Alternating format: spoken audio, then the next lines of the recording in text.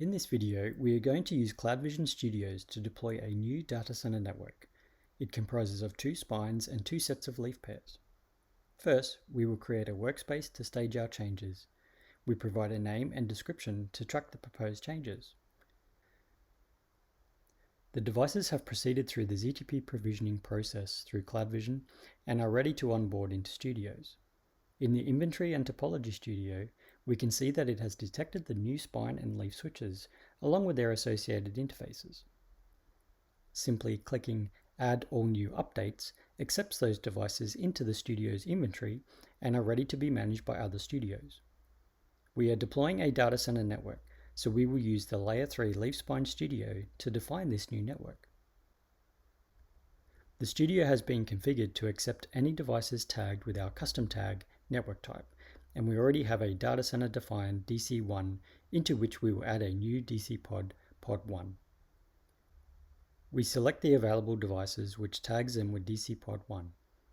The spines are allocated, and in this pod we will have a few leaf domains.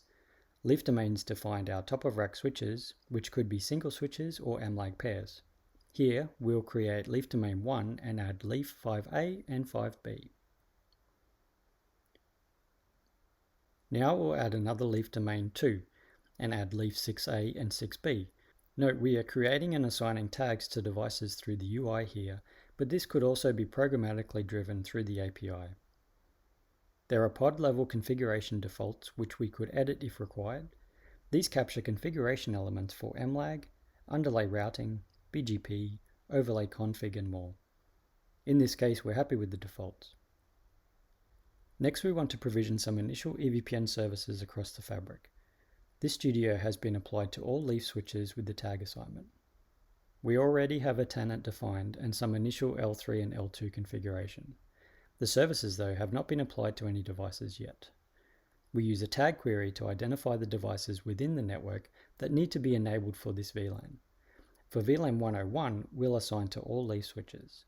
We have the ability to further refine the devices to deploy to by selectively applying to the host with the leaf tag.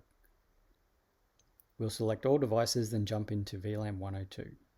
In this case, we'll use a tag query of leaf domain 1, which matches only the devices within that leaf domain, leaf 5A and 5B in this case. With that, we are ready to review the proposed changes within the workspace. The workspace moves through the build process, validating inputs, creating device configuration, and validating against each device. On the leaf switches, we see the proposed MLAG config in green, meaning the config being proposed is new and does not currently exist on the device. We also have some uplink config to the spines. Further down, we have the new spine configs with links towards the leaf switches shown. Note the IP address assignment has been allocated from the pool defined within the DC pod level configuration in the studio. We submit the workspace, which saves the proposed changes back into mainline code, and a change control is prepared ready to deploy onto the network. There's a last-minute chance to review the proposed changes per device if necessary, then we approve and execute the change. The change control executes the task for each device and completes successfully. I have a dashboard here created to monitor our multi-domain network across the DC and campus. We can filter this using the same network type tag I created and used with the studios. The filtering allows me to have a common dashboard, but to quickly narrow down just the data I want to see. In this case, I'm showing the newly deployed DC with EVPN services, some MLAG and BGP status. We drill down into our device, leaf 5A here, then look at its VXLAN table. We see the newly provisioned VLANs 101 and 102.